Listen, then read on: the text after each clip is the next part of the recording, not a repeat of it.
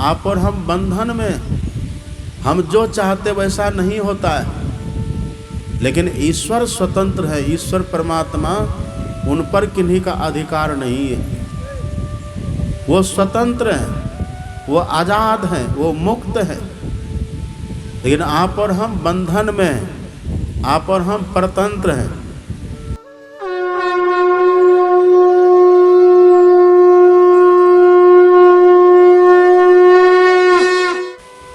और अभी जो हम लोगों के सुनने और सुनाने की बात है वह है मोक्ष की बात।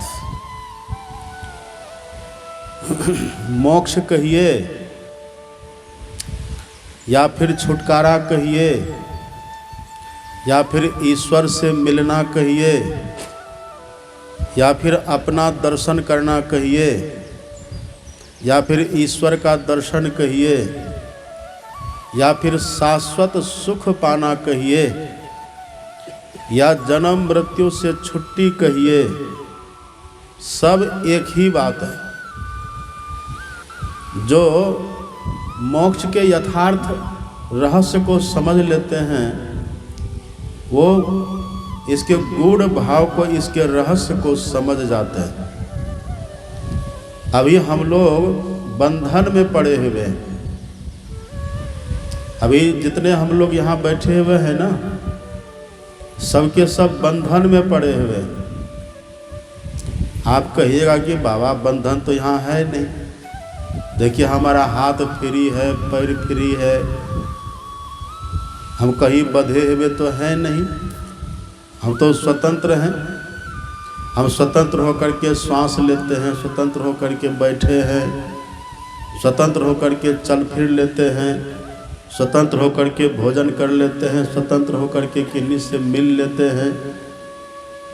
ये आप कहिएगा बंधन तो हमारे ऊपर है नहीं, हम बंधे हुए तो है नहीं। लेकिन कहिए आप कोई दुख चाहते हैं? कोई दुख कोई चाहता है? सिर में दर्द हो आप चाहते हैं? नहीं चाहते हैं। लेकिन सिर में जब दर्द होता है आप चाहते हैं कि दर्द नहीं हो, लेकिन फिर भी दर्द हो रहा है, तो आप स्वतंत्र कहाँ हुए? आप चाहते हैं कि कोई कष्ट नहीं हो, अब फिर भी कष्ट हो जाता है, आप स्वतंत्र कहाँ हैं? आप यहाँ से चलते कहीं सफ़र करने के लिए जाते हैं, दूर की सफ़र करते हैं, यात्रा करते हैं, आप मन में सोच करके चलते कहीं कोई संकट, कोई रास्ते में घटना न घट जाए, कहीं कोई दुर्घटना न हो, कहीं कोई एक्सीडेंट न हो। आप चाहते हैं लेकिन नहीं चाहते कि कोई घटना न हो। लेकिन आपके चाहने के बाद भी कि कोई घटना न हो, घटना घट जाती है कि नहीं? इसका मतलब क्या? हम जैसा चाहते वैसा नहीं हो रहा है। हम चाहते कोई दुख नहीं हो, लेकिन फिर भी दुख हो रहा है। हम चाहते कोई घटना न घटे, फिर भी घटना घट रही है। हम चाहते हमारी जो संतान है ना, हमारे जो बच्चे हैं, हमारे पुत्र पुत्रियां हैं, हम चाहते वो योग्य बने, हम चाहते वो डॉक्टर बन जाए, इंजीनियर बन जाए, हम चाहते हैं ये। लेकिन हम देखते हैं कि हमारी संतान वैसा बन नहीं पाती। हम जो चाहते वो हो नहीं पाता, वो बन नहीं पाता है। इसका मतलब है कि हमारी इच्छा यहाँ नहीं चलती है, हमारी चाहना यहाँ पूर्ति नहीं होती है, हमारी मनमौजी यहाँ नहीं चलती है। हम जो चाहते वो यहाँ पर नहीं होता है। यही इसका प्रतीक, यही इसका लक्षण है कि हम पराधीन हैं, हम परवश हैं। यही इसका लक्षण है। और आप पढ़िएगा रामायण में इसी बात को तुलसीदास जी ने लिख दिया। तुलसीदास जी लिखते हैं परबस जीव। परबस मतलब पर का अर्थ होता है दूसरा, अवश मतलब अधीन। हम दूसरे के अधीन हैं, हम परबस, परबस जीव, हम अधीन हैं। स्वतंत्र कौन है? परबस जीव स्वबस भगवंता। ईश्वर है स्वतंत्र, हम हैं परतंत्र, जीव है परतंत्र। हम रास्ते चलते रहते हैं, कार में बैठे रहते हैं और मनौती करके चलते हैं, कोई घटना न घटे। किन से मनौती करते हैं? हम किन से अपनी मनोकामना पूर्ति चाहते हैं? हम किन से प्रार्थना करते हैं? हम किन से गुहार लगाते हैं कि हमारे जीवन में रास्ते चलते कोई घटना न हो जाए? ईश्वर से। और मन में ऐसा रहता, यदि ईश्वर चाहेंगे ना तो कोई घटना नहीं घटेगी, हम चाहेंगे तब भी घटेगी, लेकिन ईश्वर चाहेंगे तब नहीं घटेगी। ये मन में रहता है। हम कोई मकान बनाने लग जाते हैं, मकान बनाने की इच्छा होती है, अब मन में सोचते हैं कि मकान बनावे, लेकिन बना नहीं पाते हैं। तब हम क्या करते हैं? परमात्मा से प्रार्थना करते हैं कि प्रभु आप कृपा करिए एक मकान हमारा बन जाए। क्यों प्रार्थना करते हैं? प्रार्थना इसीलिए करते हैं, मन में विश्वास है हम चाहेंगे ना तब भी नहीं बनेगा, यदि ईश्वर चाह ले एक बार, हम प्रयास करेंगे तब बन जाएगा। मन में विश्वास से भरोसा रहता है। अब देखिए ना, कभी काल कोई व्यक्ति बड़े रोग से ग्रसित हो जाते हैं, उनके देह में तरह तरह का रोग होता है, बीमार हो जाते हैं। हम चाहते हैं कि बीमार नहीं हो, रोग हमारी देह में नहीं हो, अब फिर भी हो जाता है। हम क्या करते? भगवान से प्रार्थना करते कि हे भगवान, हे प्रभु कृपा करिए ये रोग हमारा ठीक हो जाए, अथवा रोग हमको नहीं हो। हम अपने से चाहते कि रोग नहीं हो, तब भी हो जाता है, लेकिन हमारे भीतर विश्वास रहता है कि हम चाहेंगे नहीं चाहेंगे तब भी रोग होगा। यदि ईश्वर चाह लेंगे तब रोग हमको नहीं होगा, ये भरोसा रहता है ना। यही लक्ष्य आप और हम बंधन में, हम जो चाहते वैसा नहीं होता है, लेकिन ईश्वर स्वतंत्र है। ईश्वर परमात्मा, उन पर किन्हीं का अधिकार नहीं है। वो स्वतंत्र हैं, वो आज़ाद हैं, वो मुक्त हैं। लेकिन आप और हम बंधन में हैं, आप और हम परतंत्र हैं। हम चाहते हैं कोई रोग नहीं हो, लेकिन देखिए तब भी हो जाता है। हम चाहते हैं कि हम परेशान नहीं हो, तब भी परेशान हो जाते हैं। इसका मतलब क्या हुआ? इसका मतलब यही है हम परवश हैं। यहाँ हमारा कुछ नहीं चलता, हम चाहते हैं कुछ, हो जाता है कुछ, यही होता है। लेकिन हम ईश्वर से प्रार्थना क्यों करते हैं? भीतर एक विश्वास है, ईश्वर जैसा चाहेंगे वैसा होगा, कि भरोसा है भीतर में, एक विश्वास है भीतर में। इसका मतलब ईश्वर स्वतंत्र है। शरीर का कब क्या हो जाएगा ये किसी को पता नहीं है। ऐसा क्यों होता है? क्योंकि हम परबस हैं, हम किसी के अधीन हैं, हम किसी के बस हो गए। अब किसके बस हम हैं? हम किसके बस हैं? हम किसके अधीन हैं? लेकिन एक बात आप नोट कर लीजिए बढ़िया से, आप और हम किसके अधीन है पता है? हम लोग हैं कहाँ अभी पता है? अभी हम लोग कहाँ हैं कहिए तो? अभी हम लोग कहाँ हैं? ये बूढ़ी माता कहती पंडाल में है, दरी पर बैठे हुए हैं, ऐसे कह देते हैं। लेकिन आप हैं कहाँ? पता लगा रहे हैं हम लोग। हम लोग हैं कहाँ? हम लोग किधर हैं अभी? अभी हम लोग जम के फंदा में पड़े हुए हैं, क्योंकि ये परदेश, अभी हम लोग परदेश में बैठे हुए, अपना देश ये नहीं है, परदेश में बैठे हुए। अब परदेश का अर्थ होता है, पर कहते दूसरा, दूसरे के देश में बैठे हुए। अब परतंत्र का अर्थ भी होता है दूसरे के अंदर। हम दूसरे के देश में और दूसरे के अंदर बैठे हुए हैं। लेकिन अभी पता चल रहा है? पता नहीं चलता है। बड़ा मौज है, बड़ा आनंद है, ये देख कितना सब सज करके बैठे हुए हैं, अच्छा अच्छा कपड़ा नहा धो के खूब बढ़िया से पहन लिए हैं, खूब अच्छा से सज गए, संवर गए, चश्मा वश्मा पहन करके सज के खूब बढ़िया से बैठे हुए। लगता बड़ा मौज है, बड़ा सुख में हम हैं, हम बड़े शांति में हम हैं और सुखी जीवन है हमारा, ऐसा लग रहा है। लेकिन आप सच बात ये है, आप परवश हैं, परतंत्र हैं, अब परदेश में आप हैं। आप कहेंगे बाबा कैसे परदेश में हैं? अब सुनिए, संतवाणी सुनिए। संतवाणी उसको कहते हैं जो कभी गलत नहीं होता है। संतवाणी उसको कहते हैं जो बिल्कुल तीनों काल में सत्य रहता है, जो झूठ नहीं होता, वही संतवाणी होती है। संत वही कहते जो कभी गलत नहीं होता है। एक संत अपने यहाँ हुए हैं, संत राधा स्वामी। संत राधा स्वामी साहब कहते हैं, आया था सैर करने हे मुसाफिर, आया था सैर करने। आप और हम कहाँ आए हैं? यहाँ सैर करने के लिए आए हैं। कहाँ? इस फील्ड में, इस संसार में आया था सैर करने। सैर मतलब क्या? घूमने फिरने।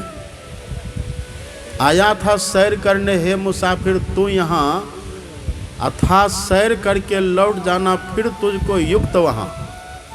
वहाँ का मतलब क्या? हम जहाँ से आए हैं फिर वहाँ चला जाना था हमको। आप कहाँ से आए हैं कहिए? आप और हम किधर से आए हैं? अभी तो हमको कोई व्यक्ति पूछे न कि आप कहाँ से आए, तो हम कह देंगे भागलपुर से आए हैं। आप भी कह दीजिएगा अपने घर से आए हैं, के लिए तो आपका शरीर आया हुआ है। आप कहाँ से आए हैं? आया था सैर करने हे मुसाफिर तो यहाँ, अथा सैर करके लौट जाना युक्त तुझको फिर वहाँ। वहाँ मतलब कहाँ? हम आए हैं ईश्वर के पास से। ईश्वर का धाम हमारा अपना घर है, हम वहीं से आए हैं। और जैसे ईश्वर स्वतंत्र है ना, ऐसा आप और हम ये जीव भी स्वतंत्र हैं। लेकिन यहाँ परतंत्र में हम आ गए, हम दूसरे के अधीन में आकर के फंस गए, बंध गए। किसके अधीन में हम आ गए? आप पढ़िएगा, संसार में जो आप और हम आए हैं ना, ये संसार में शासन किसका है? यहाँ पर चलता किसका है? हमारे गुरु महाराज जी लिखते पदावली में, आप पढ़िएगा, हमारे गुरु महाराज जी लिखते पदावली में, यह दुनिया, दुनिया मतलब संसार जहाँ हम लोग आए हुए हैं, यह दुनिया बंदी गृह यम के। ये यम का जेल है, ये यम का बंदी गृह है। अब जो जिसको जेल होता है, तो जेल में अपना मन किसी का चलता है? अपना मन किसी का नहीं चलता, वहाँ जेलर होता है। जेलर जब जो चाहते हैं ना, उसको वैसा कर देते हैं। जेलर कहेगा काम करो तो काम करना पड़ेगा। जेलर बोले कि जाओ खाओ तो खाना पड़ेगा, भूख रहे कि नहीं रहे। जेलर जो कहेगा वो करना पड़ता। वहाँ हम परतंत्र हो जाते, पराधीन हो जाते। यही हमारे सदगुरु महाराज जी कहते, संसार जो हम देख रहे हैं कैसा है, यह संसार भी ये जम का बंदी खाना, ये जेल के समान है।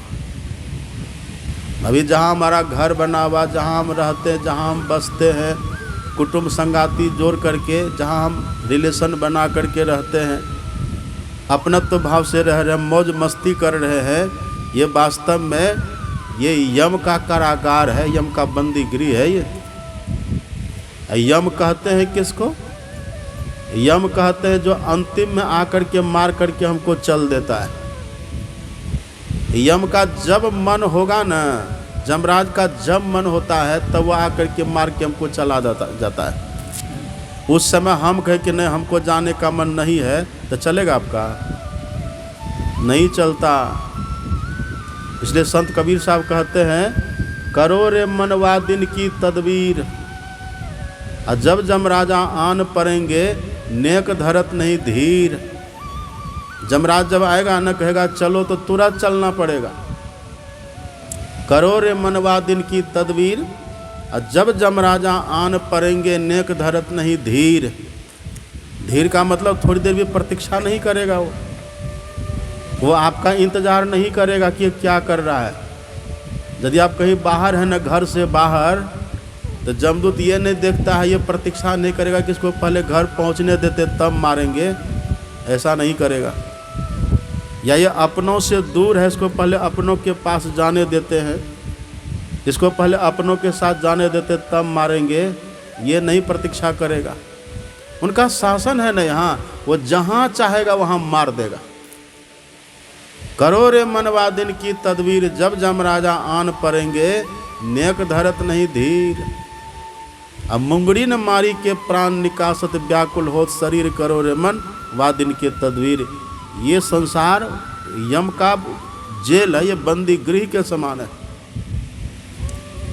एक बात, दूसरी बात और पढ़िएगा आप। पहले तो हमारे सदगुरु महाराज जी कहते थे संसार ही यम का जेल है, और दूसरी जगह पढ़िए पदावली में ही, काया काया दुर्ग। काया किसको कहते हैं?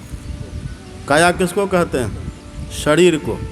पहले तो बोले दुनिया, पहले गुरु महाराज जी ने दुनिया कहा, पहले कहते दुनिया बंदी गिरी है, अब देखिए क्या कहते हैं, अब कहते काया मतलब शरीर। हम लोग का जो शरीर है, अभी कितना इसको हम सजाते रहते हैं, एक से एक इसमें सेंट लगाते, एक से एक इसमें साबुन लगाते हैं, क्या क्या हम इसमें नहीं लगाते हैं कहिए, और क्या क्या इसमें हम नहीं देते, खाते हैं क्या क्या खाते हैं। अच्छी बात है, खा पी के स्वस्थ रहना भी चाहिए, नहा धो करके स्वच्छ पवित्र रहना भी चाहिए, ये बात ठीक है, लेकिन हकीकत को भी जानना चाहिए, यथार्थ को भी जानना चाहिए।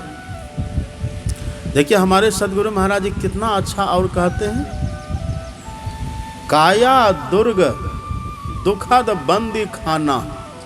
एक शरीर क्या है? ये भी बंदी खाना है। काया दुर्ग दुखद बंदी खाना, और जले अग्निया में दुख की। इसमें दुख की अग्नि जलती रहती है, ये भी जेल के समान है। हम चाहते हैं कुछ, होता है कुछ, तो हम अभी जम के अधीन पड़े हुए। अब सुनिए थोड़ा और ध्यान से।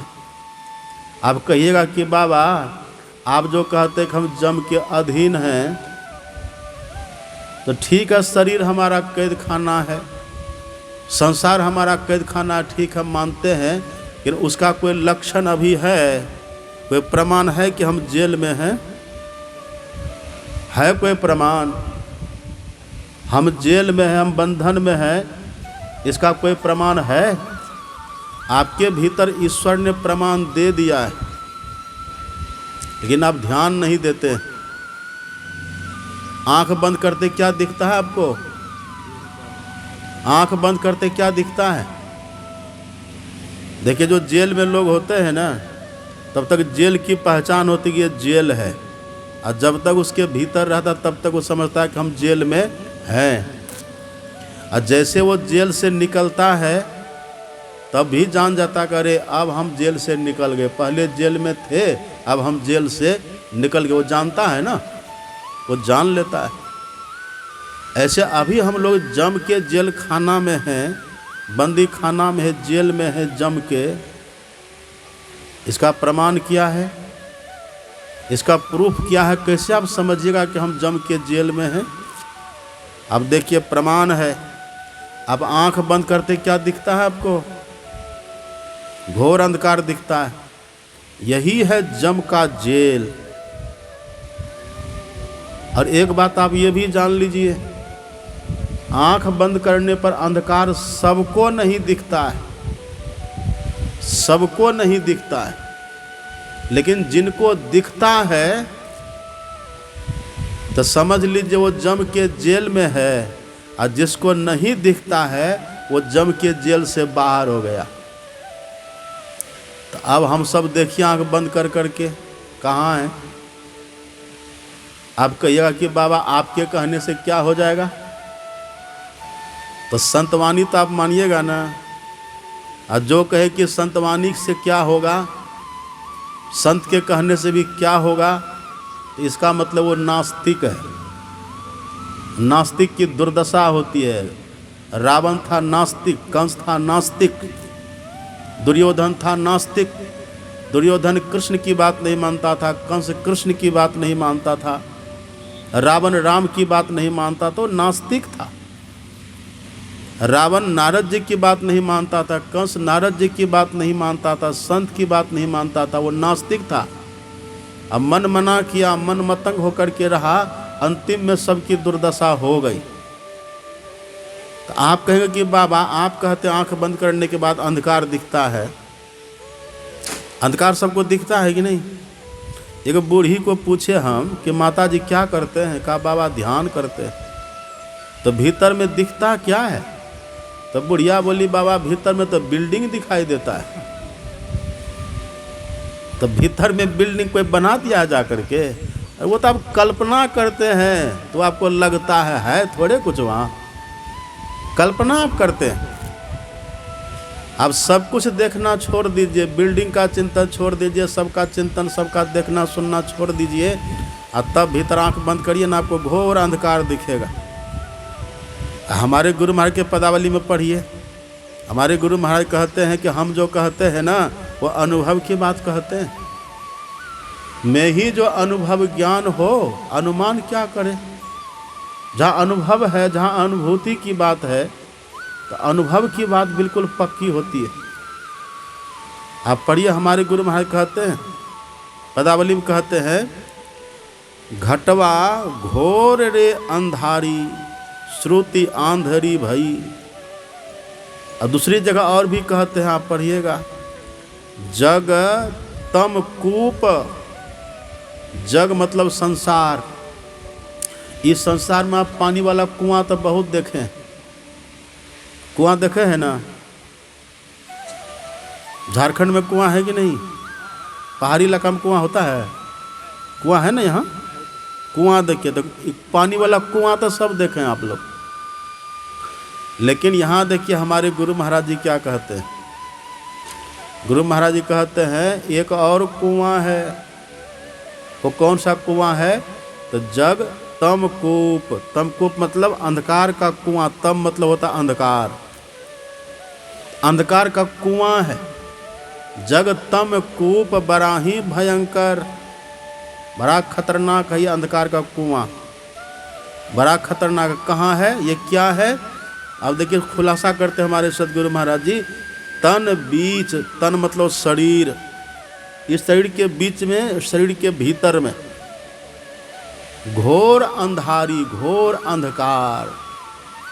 आंख बंद करने के बाद जो घोर अंधकार अपने भीतर दिखता है वही है अंधकार का कुआं, और उसी अंधकार के कुआं में आप और हम पड़े हुए। आप कहिएगा कि बाबा आप तो गुरु महाराज के भक्त हैं, इसलिए आप गुरु महाराज की बात कहते हैं। हम तो आपके गुरु महाराज को नहीं मानते हैं, हम तो रामायण को पढ़ते हैं तो रामायण को मानते हैं, हम तो तुलसीदास को मानते हैं, हम रामायण को पढ़ते हैं, रामायण का पाठ करते हैं, रामायण को मानते हैं। तो एक संत जो कहते हैं ना, सब संत एक ही कहते हैं, एक ही बात कहते हैं। संतों के ज्ञान में फर्क नहीं होता। आपके घर में पिता है, पुत्र है, माता है, पुत्री है, सास ससुर है, पति पत्नी है, और तब भी देखिए घर में 7 तरह की बात हो जाती है। सामंजस्य तारतम्य नहीं होता, ऐसा संतों के यहाँ नहीं होता। एक संत जो कहते हैं सब संत वही कहते हैं, क्योंकि संतों का अनुभव एक होता है, संतों का ज्ञान एक होता है। जे पहुँचे ते कही गए, सबकी एक ही बात, और सबे सयाने एक मत, सबकी एक ही जात। सभी संत की एक बात होती है। सुन रहे कि सो रहे हैं, ध्यान कर रहे हैं? आँख खोल के बैठिए सब, आँख को बंद मत करिए। देखिए जैसे हमारे गुरु महाराज जी कहते हैं ना, आप अंधकार के कुआं में पड़े हुए हैं। यही बात तुलसीदास जी भी रामायण में लिखते हैं।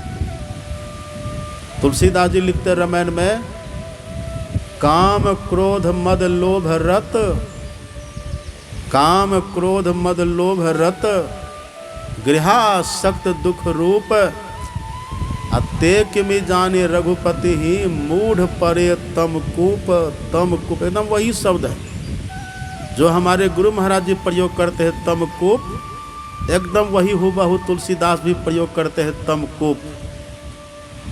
एक ही बात देखिए, ये बात जब आप भीतर में बैठा लीजिएगा ना ढंग से, आप कहाँ रहते हैं, यही अंधकार के कुआं में आप और हम हैं। अभी यही स्थिति हमारी है। ये तो तुलसीदास जी कहते हैं। यही बात देखिए संत कबीर साहब, लेकिन उनके कहने का ढंग थोड़ा अलग है। बात है यही, पर कहने का ढंग थोड़ा अलग। पढ़िए, कबीर साहब कहते हैं, एक तो अंधेरी कोठरी, यहाँ हमारे गुरु महाराज जी कहते तमकूप, और तुलसीदास जी भी कहते तमकूप मतलब अंधकार का कुआं, और कबीर साहब कहते अंधेरी कोठरी, अंधकार का घर। एक ही बात है ना, बात एक ही है। हमारे गुरु महाराज भी कोठरी कह देते हैं, आप पढ़िए और पदावली में हमारे गुरु महाराज कहते हैं, तम प्रकाश और शब्द निशब्द की कोठरी, मतलब अंधकार की कोठरी, प्रकाश की कोठरी, शब्द की कोठरी और निशब्द की कोठरी, 4 कोठरी है इसी देह के भीतर। तम प्रकाश और शब्द निशब्द की कोठरी, और चारों कोठरिया अहई घट अंदर कोठरी, इसी देह रूपी कोठरी में ये चारों कोठरी है। ये शरीर रूपी मकान में, महल में ये 4 कोठरी है। कौन सब कोठरी है? एक है अंधकार की कोठरी, एक है प्रकाश की कोठरी, और तीसरा है शब्द की कोठरी, और चौथा है निशब्द की कोठरी। 4 कोठरी है। तो जो अंधकार की कोठरी है ना, उसी को बोलते हैं जम का जेल। यही है जम का जेल। यही भगवान बुद्ध भी कहते हैं।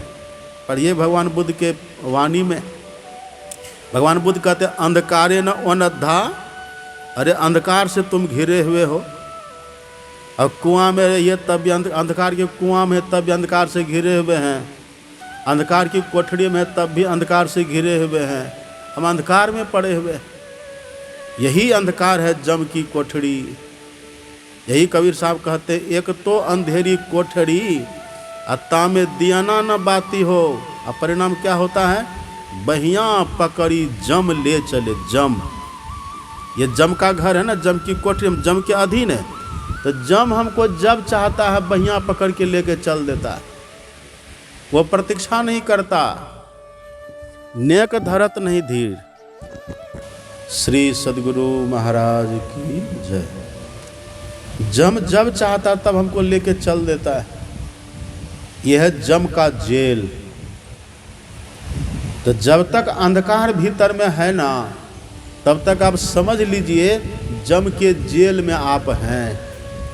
मतलब क्या? जम पकड़ेगा, जम पकड़ लेगा पक्का। अब कब पकड़ेगा, कहाँ पकड़ेगा, कोई अता पता नहीं है। जम जो है ना, जम हमारा बेस नहीं देखेगा कि ये बाबा है लाल कपड़ा में छोड़ देते हैं इसको, वो नहीं छोड़ेगा। जम देखता ये अंधकार में है कि नहीं, अंधकार में रहने वाले को पकड़ता है। जम ये नहीं देखता कि बहुत पढ़ा लिखा है, इस पर थोड़ा, इसको थोड़ा छोड़ देते हैं, नहीं रहम नहीं करेगा। जम ये नहीं देखता कि बड़ा परोपकारी है, ये नहीं देखेगा वो। इसका बड़ा बिजनेस चल रहा है, इसका ये बड़ा लोकप्रिय है, ये बड़ा समाज सेवी है, वो कुछ नहीं देखेगा। अंधकार में है तो जम आएगा, क्योंकि उसके घर में हैं आप और हम। हाँ, यदि कोई अंधकार से निकल गया है, वो जम के फंदा से निकल गया। जो अंधकार से निकल गया ना, अब वो जम से स्वतंत्र हो गया। और जो अंधकार से निकल गया, यदि उसके पास आप भी जाइएगा, अब पैरवी अपना लगाइएगा ना, तो वो थोड़ा जम से पैरवी कर देगा। वो जम से, क्योंकि जम के क्षेत्र से निकल गया है ना वो।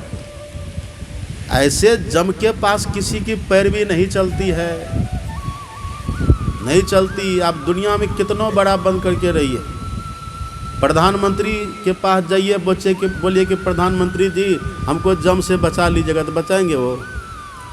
प्रधानमंत्री जी आपके पास तो जेड प्लस सुरक्षा व्यवस्था है, आप बचा लीजिए ना हमको, जम से बचाएगा?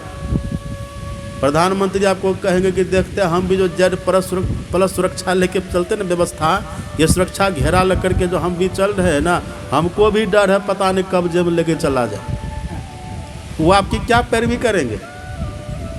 वो नहीं करेगा।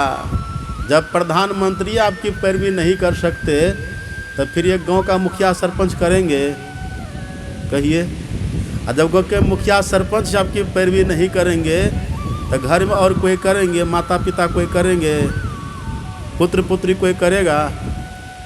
इस मरु में किनसे लिपट जुड़ाऊँ, सबों को ज्वाला में जलते देखा, अब कुछ तो चढ़े चिता के रथ पर, कुछ कब्रों की ओर चला, अब पल भर रुका न मित्र, पुत्र माता से नाता तोड़ चला, लैला रोती ही रही पर है कितने मजनू मुँह मोर चला। पति रोते रह जाते हैं, पत्नी चली जाती है, और पत्नी रोती रह जाती है, पति चले जाते हैं, माँ रोती रहती है, पुत्र चला जाता है, कोई नहीं रहता।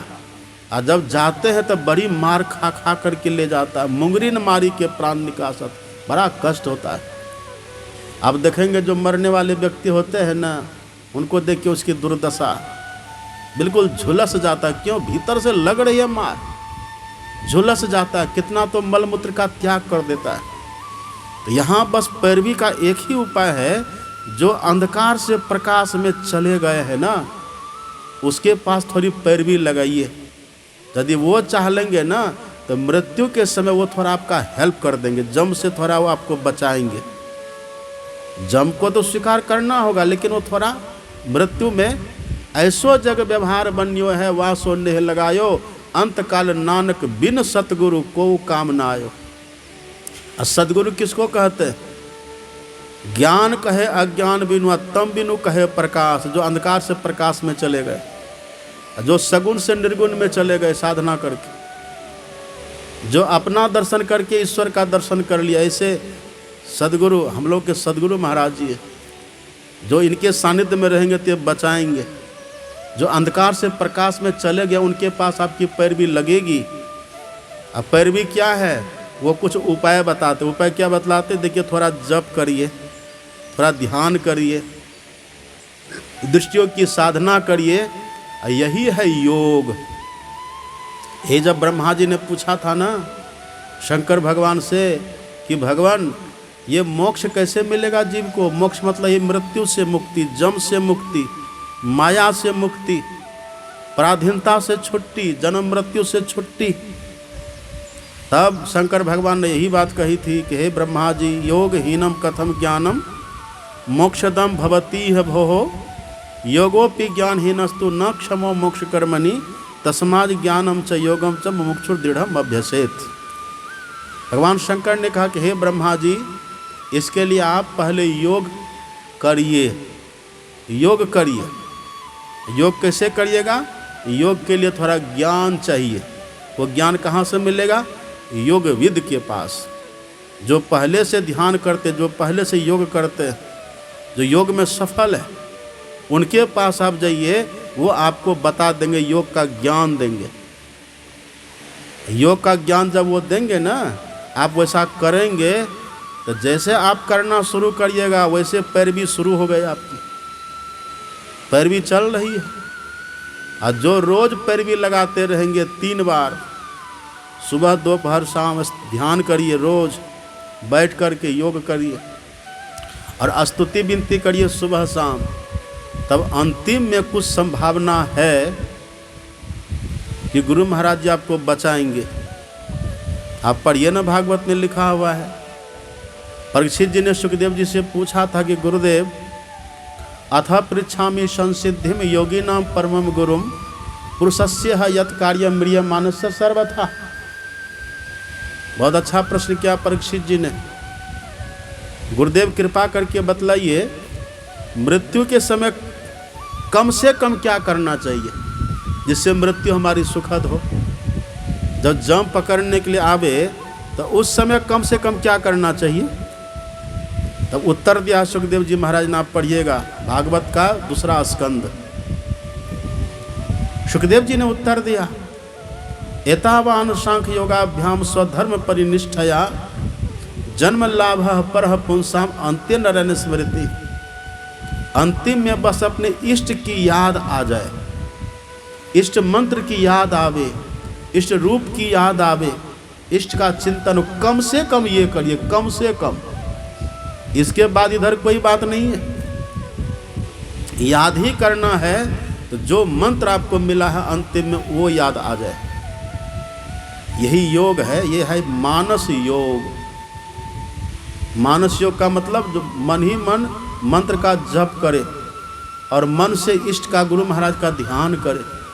हम लोग भजन गाते हैं ना, अति पावन गुरु मंत्र मन ही मन, गाते हैं ना, अति पावन गुरु मंत्र मन ही मन, जाप जपो। कब जपो,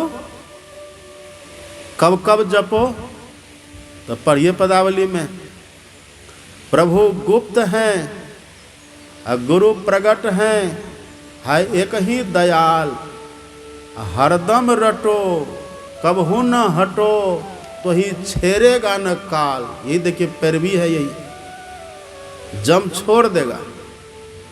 हमेशा रटते रहिए।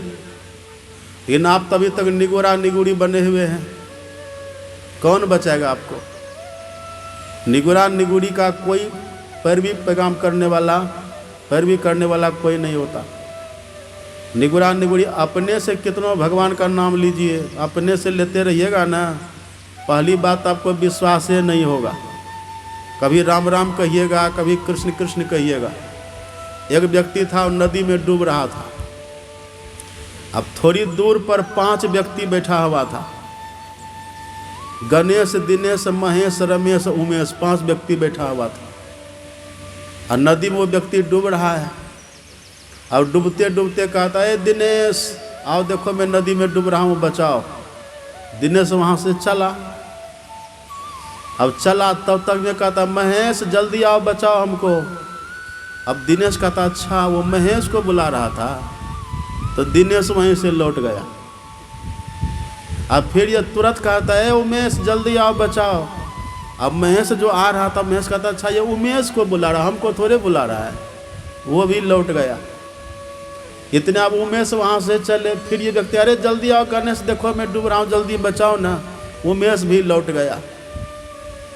अब बस ये सबको बुलाते गया अलग अलग करके। आना तो सब चाहते थे, पर ये बदल बदल जो देते थे ना, वो करे उसको बुला रहा, वो करे उसको बुला रहा है। बस इतने में बेचारा उसी में डूब करके वो नदी में मर गया। ऐसे में बचिएगा। यदि एक ही को पुकारते हैं, महेश जल्दी आइए देखिए हम डूब रहे, तो आके बचाते कि नहीं, बचा लेते।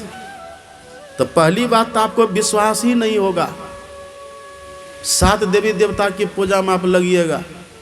कहीं पीपल मिल गया तो धागा बांधो, कहीं केला मिल गया तो पानी डालो, तुलसी मिल गया तो पानी डालो, शिवालय मिल गया तो भांग धतूरा चढ़ाओ, ठाकुरबाड़ी मिल गया तो तुलसी दल चढ़ाओ, शनि भगवान मिल गया तो तेल चढ़ाओ, भैरव भगवान मिल गया तो शराब चढ़ाओ, गणेश जी मिल गया तो लड्डुअन के भोग लागे, संत करे सेवा, लड्डू चढ़ाओ। कितना चढ़ाइएगा।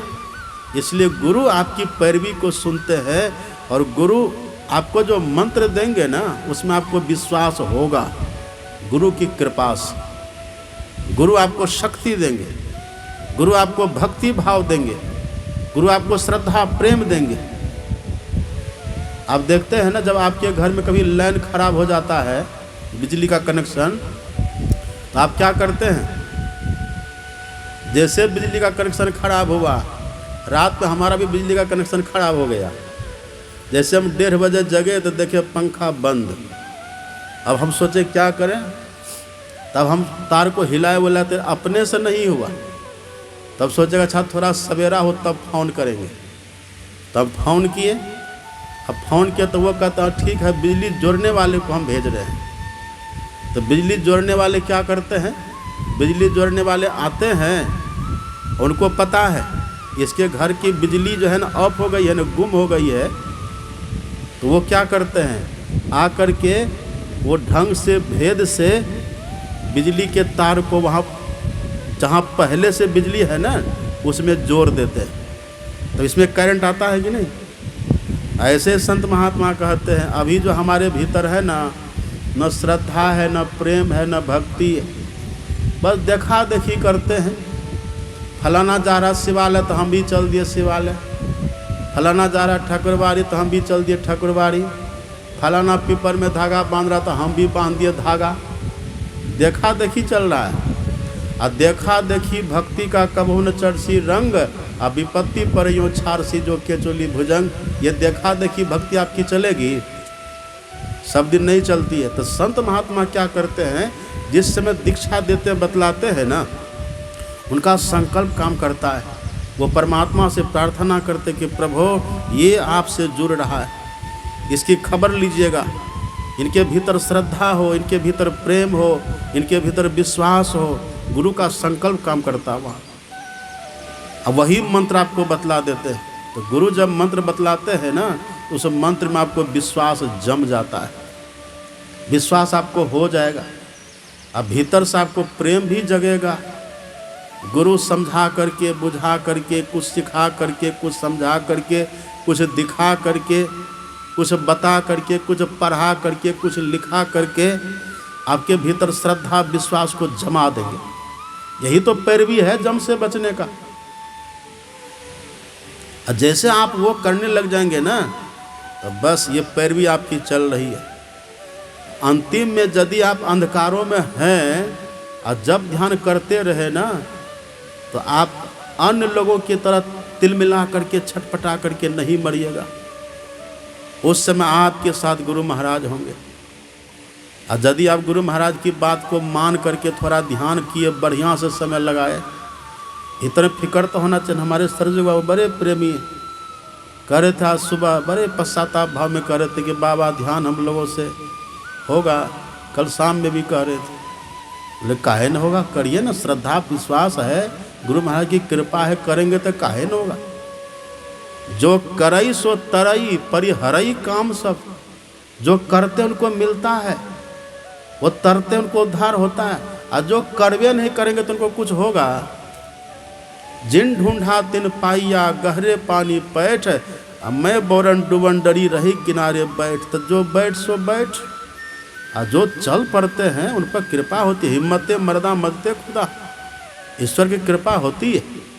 तो जब गुरु से दीक्षा लेकर के आप मंत्र जप करेंगे, ये योग की शुरुआत है। इससे भी लाभ होता है। अंतिम में अगर गुरु महाराज का मंत्र याद आ गया तो जम छोड़ के भाग जाएगा। आपको याद नहीं आइएगा तब तो जम छोड़ेगा नहीं आपको। यही गुरु महाराज जी लिख देते पदावली में, लिखित बात है, प्रूफ है, ये संविधान है।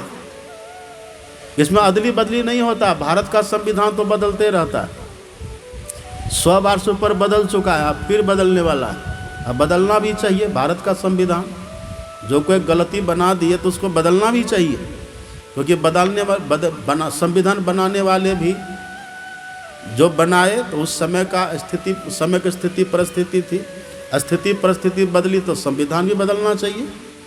पर संत का संविधान कभी नहीं बदलता। संत का संविधान शाश्वत होता है। जब करते रहे तो जम छेड़ेगा नहीं, और जब छोड़ दीजिएगा तो जम छोड़ेगा नहीं।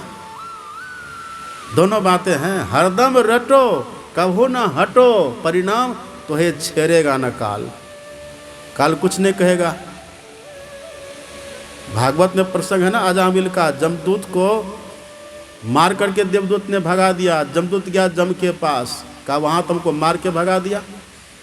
कहा क्यों? कहा कि उसने मरने के समय नारायण भगवान का नाम ले लिया था। कहा कि देखो, जो मरने के समय भगवान के नाम का जप करे ना, उसके पास मत जाना। आज से लिखा है भागवत में, पढ़िए ना। हमारे गुरु महाराज इसी बात को पद में लिख दिए।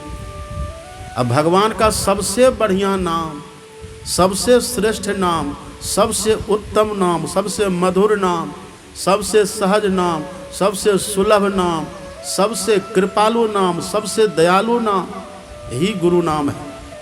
इससे बढ़िया तो कोई मंत्र है ही नहीं। सप्तकोटि महामंत्रा चित्त विभ्रंशकार का एक एवं महामंत्रो गुरु इत्यक्षर द्वयम देवी। ये गुरु नाम का जो 2 अक्षर का मंत्र है, ये सबसे उत्तम शंकर भगवान का वचन है। वही मंत्र आपको मिला है, खूब जपिए, ये योग है। मानस ध्यान करिए, ये भी योग है। मानस जप से ज़्यादा फल मिलता है, मानस ध्यान में ज़्यादा फल मिलेगा। यदि मानस ध्यान आपको हो गया ना, सफल आप हो गए, गुरु महाराज जी को देख लिए ना आप, तब तो गुरु महाराज के सामने जमदूत आएगा। देह में कष्ट है, आंख बंद है, लेकिन दिख रहे हैं गुरु महाराज, तो जमदूत दिखेगा आपको। और संत गुरु नानक कहते हैं, प्रताप तुम्हारा देख के जमदूत छट जावे, जमदूत छोड़ के भाग जाता है। और यदि गुरु कृपा से आप ऐसी साधना किए और दृष्टि योग की साधना, अंधकार आपका फट गया, तो तम फटे ज्योति भरे प्रकाश में चले जाइएगा। अब प्रकाश में जैसे गए, आप खुदे जम के फंदा से बाहर निकल गए। अब पैरवी की भी जरूरत नहीं है। अब आप तो दूसरे की पैरवी करिएगा, आप पैरवीदार हो जाइएगा। आप में इतनी क्षमता आ जाएगी, प्रकाश में चले गए। लेकिन प्रकाश में गए तो क्या हुआ, अभी आप माया के बंधन में है। ये हाँ, जम का बंधन नहीं है, आपको मरने जन्मने में दुख नहीं होगा, आप सुख में चले गए ना। लेकिन माया का पर्दा तब भी है। माया का मतलब ईश्वर का दर्शन अब भी नहीं हुआ। अब जहाँ से आए थे वहाँ अब भी नहीं पहुँचे, तो वहाँ पर एक और योग करिए, उसको कहते हैं नाद योग। मानस जप किए, मानस ध्यान किए, बिंदु ध्यान किए, मतलब मानस योग और अग्नि की ज्योति का योग या दृष्टि योग, ये किए ना, तो अंधकार से प्रकाश में चले गए। मतलब जम का फंदा खत्म हो गया, एक फंदा को तो पार कर गए। अब दूसरा फंदा उधर है, माया का फंदा। माया का फंदा तो यहाँ भी था, तो एक फंदा को जम, यहाँ माया का भी है, जम का भी, तो जम के फंदा को तो पार कर गए। अब उधर माया का फंदा है। माया के बस में लोग रह करके देह को छोड़ते हैं, फिर धारण करते हैं, क्योंकि देह सब दिन नहीं रहेगी ना। पर वो जोगी होकर के जब देखते कि आयु हमारी समाप्त हो गई, मरने का क्षण है, तो खुद से देह से निकल जाते हैं। इसी को गुरु गोरखनाथ कहते हैं, काया हंस संगे हुए आवा, जाता जोगी कि न हो न पावा। उस जोगी को जम पकड़ नहीं पाता, वो खुद से निकल जाते हैं। फिर आपको जन्मना पड़ेगा, क्योंकि माया में अब भी हैं। वहाँ पर एक और योग करिए, उसको कहते हैं नाद योग। वही डमरू, डमरू हाथ, डमरू बजाइए, डम डम डम डम डम डम निनाद, ये सबके भीतर हो रहा है। भगवान शंकर का डमरू सबके भीतर बज रहा है। भगवान शंकर का डमरू बज रहा है, कृष्ण भगवान का शंख बज रहा है। आदो जलधि जीमूता भेरी निर्झर संभव, मध्य मर्दल शब्दाभो घंटा काहल जस तथा, अंत्य तो किंकिनी वंश बिना भ्रमर निःसुना। कृष्ण की बांसुरी बज रही है भीतर में, कृष्ण की बांसुरी बज रही है, शंख बज रहा है, घंटा बज रहा है, शंकर का डमरू बज रहा है, माता दुर्गा के सिंह का दहाड़ हो रहा है भीतर में। आप जाइए तो धसिए तो पहले। विमल विमल अनहद ध्वनि बाजे, सुनत बने जा को ध्यान लगे। बहुत तरह का ध्वनि आप भीतर में शब्द सुनिएगा। बादल की गर्जना हो रही है, झरना, जलप्रपात, वो शब्द अपने भीतर हो रहा है, उसको पकड़िए ना। जैसे उस शब्द को पकड़ लेंगे, वहीं पर और गुरु की कृपा होगी आप पर। अनहद उलझन यही उक्ति तजी, असत ध्वनि की युक्ति दई गुरु ने। एक ऐसी सतत ध्वनि है जो परमात्मा से निकली हुई है, वो युक्ति आपको गुरु बतला देंगे। उस ध्वनि को जैसे पकड़ लिए, आप सब बंधन से छूट गए, सब परतंत्रता हमारी समाप्त, परतंत्रता समाप्त, परवस्था समाप्त, सब बंधन समाप्त, जम का बंधन समाप्त, माया का बंधन समाप्त। अब हम हो गए स्वतंत्र। अब आप स्वतंत्र हो गए। अब आपको जब दुनिया में आने का मन करेगा न, जहाँ आप अवतार लेकर के आइएगा, सदगुरु बन कर के आइएगा। पुरुष है तो कबीर नानक की तरह आइएगा, अब महिला माता जी सब हैं तो सबरी मीरा सहजों की तरह आइएगा। और जहाँ मन होगा वहीं आइएगा। उतते सतगुरु आइया जाकी मति है धीर, भव सागर के जीव को खीर लगावे तीर। अब जब जहाँ मन हो आइए, जो खाने का मन हो खाइए, जो पहनने का मन हो पहनिए। अब स्वतंत्र हैं, नहीं मरने का मन है नहीं मरिए, कोई संकट नहीं आवे तो नहीं आएगा। हमारे गुरु महाराज जी, बस एक कहानी करके ख़त्म कर देंगे। हमारे गुरु महाराज जी जा रहे थे, मुरादाबाद से बदायूं जाना था, सत्संग का कार्यक्रम था, मूसलाधार वर्षा हो रही थी और सत्संग का समय दिया हुआ। सदगुरु महाराज जी बोले कि देखो समय दिया हुआ, चलो तैयारी करो। तो सबन का कि सरकार बरसात बड़ी हो रही है, जाएंगे कैसे, भीग जाएंगे। गुरु महाराज जी बोले कोई बात नहीं, गाड़ी में सामान रखो। अब गुरु महाराज का आदेश, किन्हीं का वहाँ चलता नहीं था कुछ, तो साक्षात परमात्मा से मिलकर के परमात्मा ही थे, वो परमात्मा ही थे, स्वतंत्र सत्ता, निर्बंध दशा में। रखो सामान, रख दिए। गुरु महाराज जी बोला अब हमको भी उठा के ले चलो, रखो गाड़ी में। गुरु महाराज जी को भी उठा के ले गए, गाड़ी में बैठाए, कहा चलो। और जैसे गाड़ी खुली, गाड़ी खुलते ही बादल फटा, सूरज उगा, धूप निकल आई। और जैसे धूप निकली, गुरु महाराज जी क्या कहते, क्या सोचता है, नहीं दास बूढ़ा है, शरीर मेरा बूढ़ा है, लेकिन मैं बूढ़ा नहीं हूँ। ये प्रकृति पर विजय होती है, यह स्वतंत्र सत्ता। मन है कि वर्षा नहीं हो, रुको, वर्षा बंद करो, रुक जाएगी वर्षा। मन में है कि धूप हो, धूप हो जाएगी। यह है राम का राज। दैहिक दैविक भौतिक तापा, राम राज काहू नहीं व्यापा। राम की प्रजा जो थी ना, वो चाहे धूप तो धूप आती थी, वर्षा चाहे तो वर्षा होती थी। तो कौन, अयोध्या वाले? राम का राम अयोध्या में तो भगवान राम को ही कितना दुख हुआ है, पढ़िए इतिहास। राम भगवान को रोना पड़ा। अयोध्या में दशरथ जी महाराज को इतना कष्ट हुआ है कि तरफ तरफ करके बेचारे शरीर छोड़ दिए। उसी अयोध्या में माता सीता को गर्भावस्था में फिर जंगल जाना पड़ा। ये कम दुख है क्या? इतना दुख हुआ माता सीता को। राम के राजा रहते हुए माता सीता दुख को सहन नहीं कर पाई, धरती फट गई, माता सीता उसमें समा गई है। इससे बड़ा और दुख क्या हो सकता है? जनी लिपटोरे प्यारे जग परदेसवा, सुख कछु यहाँ नाही, यह परदेसवा काल को भेसवा, जोरे अवय दुख पाए। सबको दुख होता है। यहाँ राम भगवान भी रोने की लीला करते हैं। कृष्ण भगवान जो सदैव मुस्कुराते रहते हैं, उनके भी चेहरे पर मायूसी आई, वो भी उदास होने की लीला करते हैं। ये सबको रुलाता है। ये संसार ऐसा ही है। एक बार यदि ये सब साधन भजन करके स्वतंत्र हो जाइएगा ना। हमारे गुरु महाराज जी देखिए, एक बार गए थे यहाँ राजगीर में। जब गुरु महाराज जी गए थे तो वहाँ कितना दिन से कुहासा, धूप कभी निकलता ही नहीं थी, बादल बादल बादल छाया रहता था। लोगों ने सदगुरु महाराज जी से कहा कि सरकार एक पेड़ लगा दिया जाए, पेड़ लगा दिया जाए। तो पेड़ बिना धूप के होगी? पेड़ को तो धूप चाहिए ना, गर्मी और पानी, नीचे से पानी ऊपर से धूप, तब ना पेड़ अच्छा होता है। तो एक भाव है। गुरु महाराज जी गए पेड़ लगाने के लिए। कितना दिन से कोहरा कोहरा, बादल बादल, छाँव छाँव। गुरु महाराज जी बोले लाओ पौधा ले आओ। पेड़ की पौधा लाए और गुरु महाराज जी को दिए। जैसे गुरु महाराज जी पौधा धरती में गाड़े लगाए, तुरंत धूप निकल आई, बादल फटा, सूरज उगा, धूप ही धूप।